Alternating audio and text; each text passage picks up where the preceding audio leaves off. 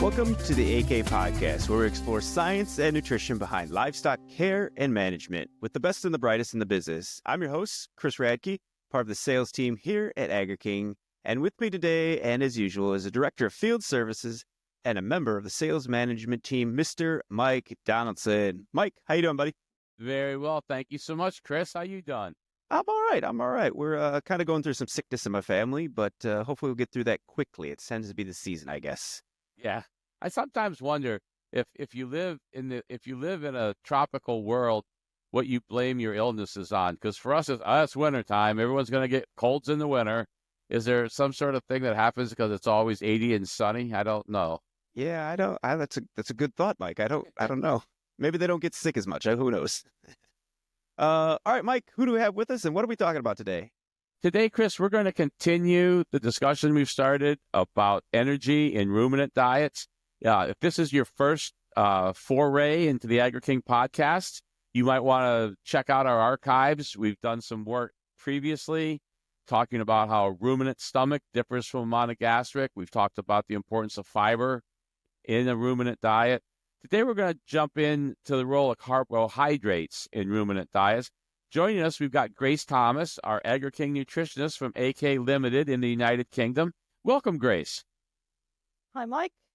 Nice to see you. Well, it's wonderful to have you join us, Grace. Could you maybe give us a little starting out information, a background, if you will? I mean, obviously, ruminants in the wild, whether they're deer or bison, mountain goats, really don't eat carbohydrates the way we think of it because they don't have combines and they don't combine corn or maize, as you call it. So what is your starting out? Where do we start talking about carbohydrates in a ruminant? So ruminants eat carbohydrates in different forms. There's a form of carbohydrates in fiber. So fiber will break down to a carbohydrate, which is a simple sugar. They just need to access it a different way. So starch and sugars are the typical carbohydrates that we would think of, but there is carbohydrates in fiber such as hemicellulose and cellulose. So the animals, the ruminants in the wild, still get their carbohydrates, but they just have to work a little bit harder to guess it. So that's where the rumen comes in, and the microbes break down the carbohydrates to the simple sugars. So starch and sugar will break down quicker, but fiber from the carbohydrate, so pasture and hays and alfalfas have carbohydrates, but in a different form. So that's where they get their carbohydrates from. Well, if you're in the United States, listen to this. Maybe there's some things you already know about ruminants in other parts of the world. Maybe there's some things you don't, especially in Ireland, but really a lot of the United Kingdom. A much higher percent of the farms utilize pasture than some areas of the states do. So if you're saying there's pectins and sugars in forage, how is that impacted by how good the pasture is? Do you see a dramatic difference in how you're balancing diets because of the quality of the pasture? Yeah, so spring pasture would be the best quality. So at the start of April onwards would be the high sugar, the low fiber. So the energy and the carbohydrates there would be sugar form. As it gets later in the year, when the pasture is trying to seed, the fiber goes up. So there's still hemicellulose and cellulose, the lignin binds it, so it's not as available. And then the sugars will drop down. And then later on in the year, usually around August, we'll get a spring flush again, or not a sugar flush again. So that's when the sugar will tend to go up again in the pasture. And then if you cut your grass at that time of year to make silage, it should be in line with that. It would hold that same higher level. It would hold the same high. It should the same level. So spring silage cut from grass made in spring will be higher in sugar and lower in fiber than silage cut from grass made in July. Okay. Yeah. So its pectin will be the main sugar in our grasses over here. So when you're balancing diets, and let's start with your world, and we'll move to the United States for the correlation. What are the things that you typically use as an added source of carbohydrate? I guess I'm going to think in terms of grain. Is Yes, that yes, source? great. Yeah. Yeah, so we would tend to use wheat and barley over here as our main grain sources. Maize is becoming more popular, so corn is becoming a little bit more popular, but not many parts of the UK or Ireland can grow maize. So wheat and barley would be the most popular carbohydrate source we have. Wheat and barley are actually more fiery, more readily available than maize. So we do have to be careful. If we would have maize silage in our diets, but about 40% of diets maybe have maize, the rest would be all grass-based. So when you look at a limited diet versus an American diet or a UK diet, we would have a starch of about 12%, 15% maybe. But if we were to go to a 20% starch diet with only small grains like wheat and barley, it would be too spicy, or it would not work well in the rumen. It would just hit too. You said fiery. It would just hit too fast. Okay. Yes, it did too fast because wheat is quite fiery. Wheat is fierier than barley, and then maize is a bit slower digested. Okay. So our diet would be lower. So if you find yourself needing more energy from carbohydrates, what can you use past wheat or barley in those situations? Hulls and beet pulp, which would be a carbohydrate in the form of pectins. Okay, that's where we would use a lot of hulls and beet pulp to balance up the wheat and barley. So and we did talk about some of that with Dr. Schaaf, and I sometimes think of them as, well, that's energy from fiber. What you're correcting me to is the observation, yes, but it actually is not only fiber. There are pectins, there are sugars in those feeds as well. Yes, the sugars in those feeds as well. Yeah, they have a pectin, which is a soluble fiber that will create acetate in the rumen, which does go on to create milk fat. So there is carbohydrates in those feeds as well. What has your now I'm just being curious. What has your people interested in feeding more maize or corn for you United States people? What has them more interested in maize when for many, many years wheat and barley have been sufficient? Balance. Because wheat and barley are quick in the rumen, maize is slower released, so you're going to balance with the slower released proteins that's in the diet. So it's always good to have at least two starch sources in a diet. So it's the fiery stuff, the quick and then the slower. And then again, maize forages, which contain the maize carbohydrates, it's slower release as well. And the maize and grass work very well together. It's like the ideal diet. The grass comes with the high sugars, the high fiber, the high protein, and the maize lower protein, higher starch. Balances it up perfect. How does the way that carbohydrate grain, the wheat, the barley, the maize, how does the way it is processed impact how you want to use it? What would you be asking someone to do as they grind whatever they do to prepare that grain to be fed? So the grain has a kernel which stops the access for the bugs to release. So the more you crack that kernel, process the grain, the more available and highly digestible it is. So if you cook or flake or steam flake, that's already started the process of digestion, so the bugs can get it quicker. If you crack it versus finely grind this, just cracking is less available than the finely grind stuff. So you're kind of starting the process before it gets into the rumen. What's the most common way you're processing wheat or barley? Rolling is probably the most. Okay. So just rolling would be. We do crimp it a good bit. So crimp it would be like a high moisture corn. You take it when it's not fully mature and it goes in a pit, but we're limited to space on farms. Also, rodents like it, so it's hard to keep it. It's tasty. Yeah.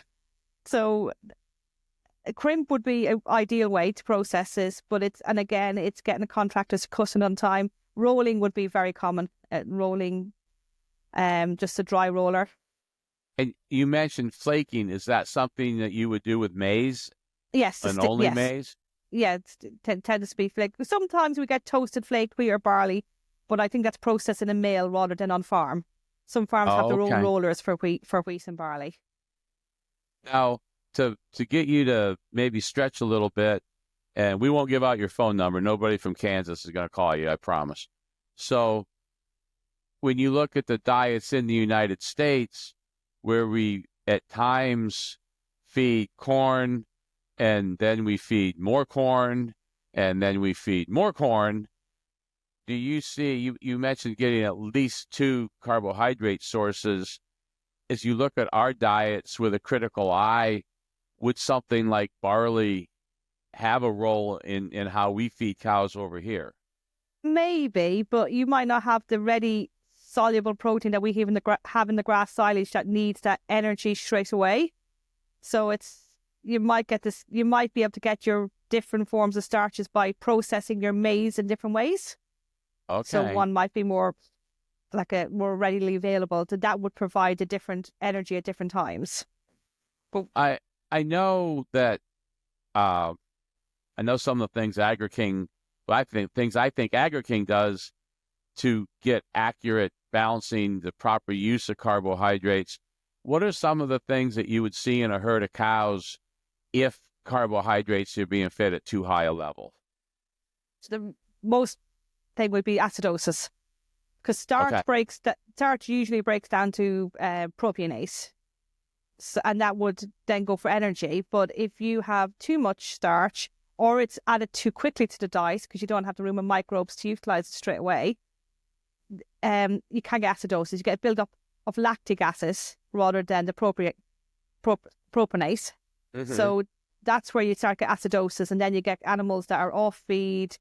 You can also get a bit of hindgut fermentation, so the grain is actually getting fermented in the hindgut, and then you get bubbly manure and issues, and then sore feet. So that's where if it's fed too quickly, the starch, or the cows or the animal's not used to it. All right. Now, you mentioned before the concept of being sure you match up how quickly available the protein is and how quickly available the carbohydrates would be.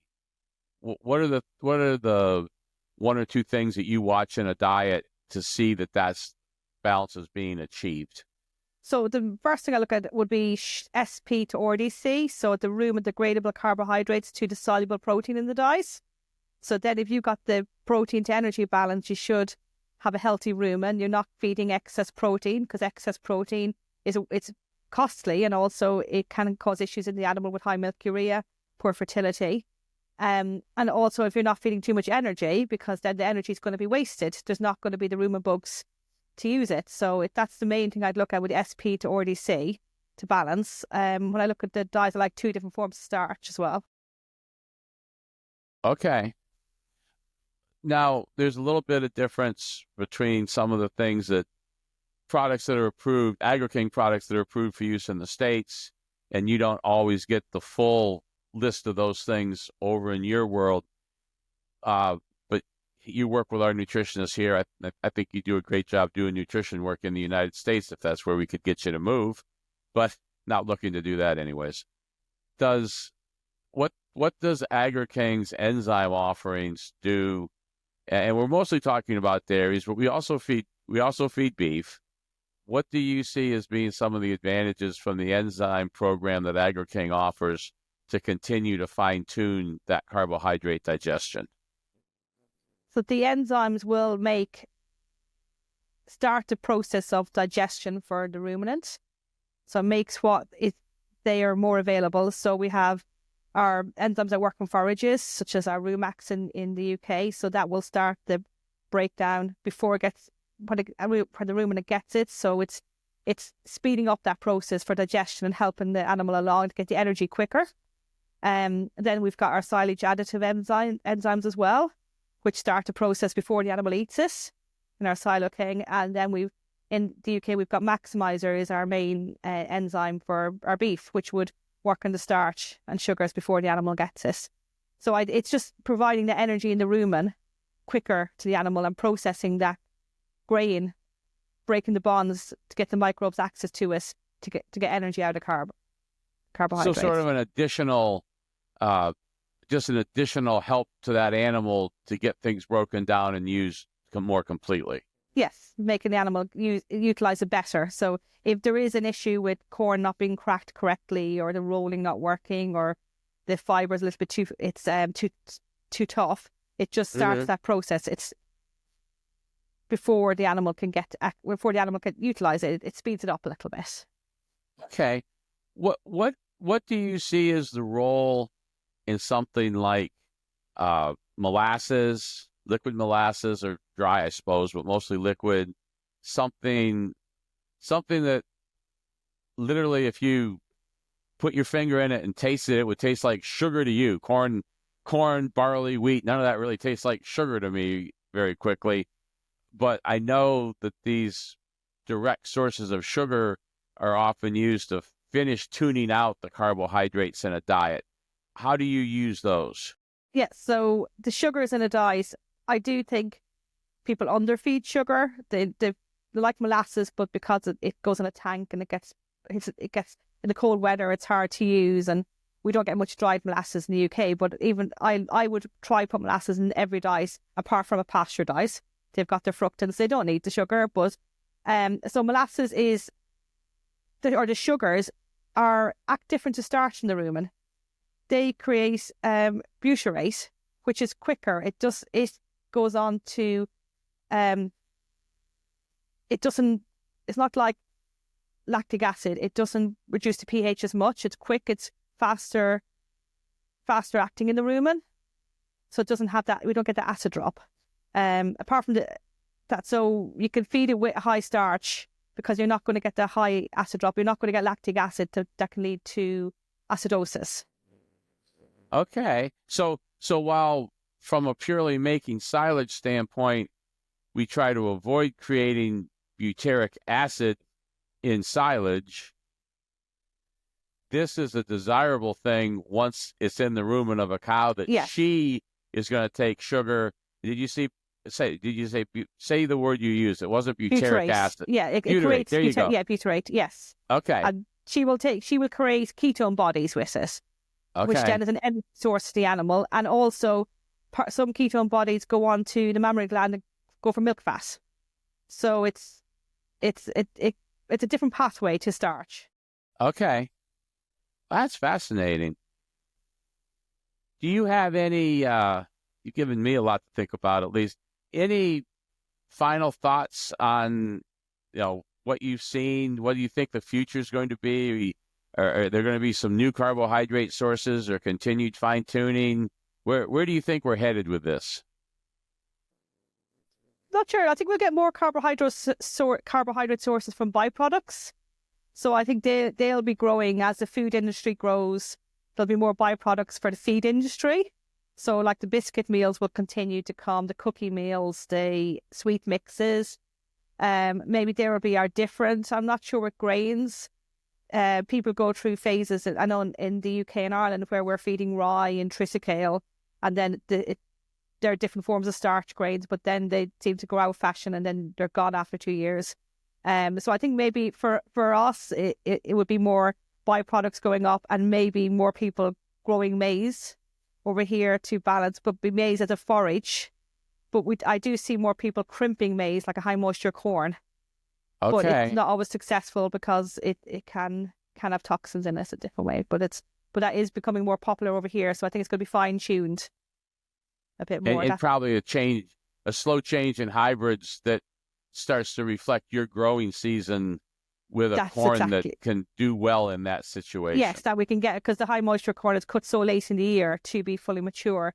It's not as viable as it should be, but I think we're getting there. So there is probably people working on this out there. That's interesting.